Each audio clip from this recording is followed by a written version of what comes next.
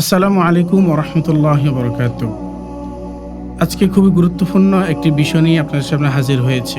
আপনারা জানেন যে সুদ কত মারাত্মক একটি অপরাধ। এই সুদ সম্পর্কে মহান আল্লাহ তাআলা পবিত্র কোরআন মাজিদের ভিতরে বলেছেন যে ফাআহাল্লাল্লাহুল বাইআ ওয়া হাররামার রিবা, যে আল্লাহ তাআলা সুদকে হারাম করেছেন এবং ব্যবসাকে হালাল করেছেন। যে সমস্ত প্রতিষ্ঠানগুলোর ভেতরে সবচেয়ে বেশি লেনদেন চলে সুদের, সেই প্রতিষ্ঠানগুলোর সামনেও কিন্তু লেখা থাকে যে আল্লাহ তাআলা সুদকে হারাম করেছেন, ব্যবসাকে হালাল করেছেন, কিন্তু তারাই সবচেয়ে বেশি সুদের ভিতরে লিপ্ত।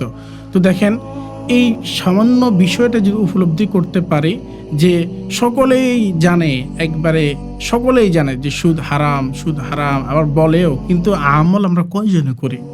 যে আল্লাহ তাআলা কিয়ামতের ময়দানে কে কতটুকু ছিল, কার কতটুকু ধন সম্পদ ছিল, কে কতটুকু সুন্দর ছিল, আল্লাহ তাআলা এটা দেখবেন না।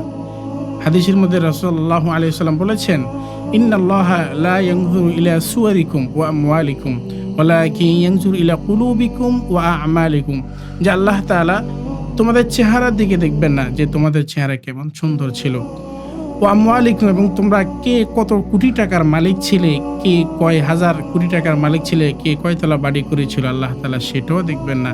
ওয়ালাকিন ইয়ানজুরু ইলা কুলুবিকুম ওয়া আমালিকুম, বরং আল্লাহ তাআলা দেখবেন যে বান্দার কলবের দিকে, এবং আল্লাহ তাআলা দেখবেন বান্দার আমলের দিকে। তো আমরা যদি আমাদের আমলগুলোকে সুদের লেনদেনের মাধ্যমে যদি নষ্ট করে দিই, আপনি লক্ষ কোটি টাকা দান করেন, কিন্তু আপনি সুদের লেনদেনের সাথে আপনার সম্পৃক্ততা রয়েছে, মনে রাখবেন আপনার একটা টাকাও রব্বে কাবার দরবারে কবুল হবে না। আপনি কোটি কোটি টাকা দিয়ে আপনি মানুষকে হজ করিয়েছেন, নিজে হজ করেছেন, আপনি কোটি কোটি টাকা দিয়ে একটি মসজিদ করে দিয়েছেন, মাদ্রাসা করে দিয়েছেন, মনে রাখবেন আপনার একটা টাকাও রব্বুল আলামিনের দরবারে কবুল হবে না, আপনি কোনো সওয়াব পাবেন না, শুধুমাত্র সুদের লেনদেনের সাথে সম্পৃক্ততা থাকার কারণে। সুদ কত মারাত্মক একটি গুনাহ। এই সুদকে মায়ের সাথে জিনা করার সাথে তুলনা করা হয়েছে, যে সুদ খাওয়া নিজের মায়ের সাথে, নাউজুবিল্লাহি মিন যালিক, নিজের মায়ের সাথে জিনা করার থেকেও বেশি মারাত্মক এই সুদ। অথচ এই সুদকে আজকে আমরা সমাজে একবারে খুবই সহজলভ্য করে নিয়েছি। আমরা অনেকেই রয়েছি যে যারা সমাজে বসবাস করি, কিংবা আমরা যারা ব্যবসার লেনদেনের সাথে রয়েছি, ব্যাংকিংয়ের সাথে রয়েছি, কিংবা ব্যবসার সাথে রয়েছি, অধিকাংশ মানুষের সুদের সাথে লেনদেন করে। আর আমরা যদি গ্রাম অঞ্চলের দিকে দেখি, তাহলে প্রত্যেকটি পরিবারেই কোনো না কোনোভাবেই সুদের লেনদেনের সাথে যুক্ত রয়েছে। তো মেরে মোহতারাম, আমরা যদি সুদের লেনদেন থেকে ফিরে না আসি, তাহলে আমার আপনার কথা মিথ্যা হতে পারে, আমার আপনার কথার ভিতরে গোলমিল থাকতে পারে, কিন্তু রব্বে কাবার যে কোরআন রয়েছে, কোরআনে যে আল্লাহ তাআলা যে নির্দেশগুলো দিয়েছেন, এটার ভিতরে বিন্দু পরিমাণ কোনো সন্দেহ কিংবা সন্দেহ থাকতেই পারে না।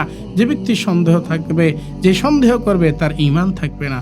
আমার শেষ কথা হচ্ছে যে সুদ আল্লাহ তাআলা হারাম করেছেন, এবং সুদ এত নিকৃষ্ট, এতটাই নিকৃষ্ট যে সুদের সাথে নিজের মায়ের সাথে জিনা করার সাথে তুলনা করা হয়েছে। সুদ এতই মারাত্মক একটি গুনাহ, কিন্তু আজকে আমরা সমাজের সুদকে খুবই সহজ করে নিয়েছি। কিন্তু আমরা যদি একটু আল্লাহ তাআলার দিকে মতবাজ্য হই, আর একটু যদি আমরা রাসূল সাল্লাল্লাহু আলাইহি ওয়াসাল্লামের খাঁটি উম্মতের দাবিদার হই, তাহলে এই সুদ থেকে আমাদেরকে ফিরে আসতে হবে। আল্লাহ তাআলা আমাদেরকে কথাগুলো বুঝার এবং আমল করার তৌফিক দান করুন। আসসালামু আলাইকুম ওয়া রাহমাতুল্লাহি ওয়া বারাকাতুহু।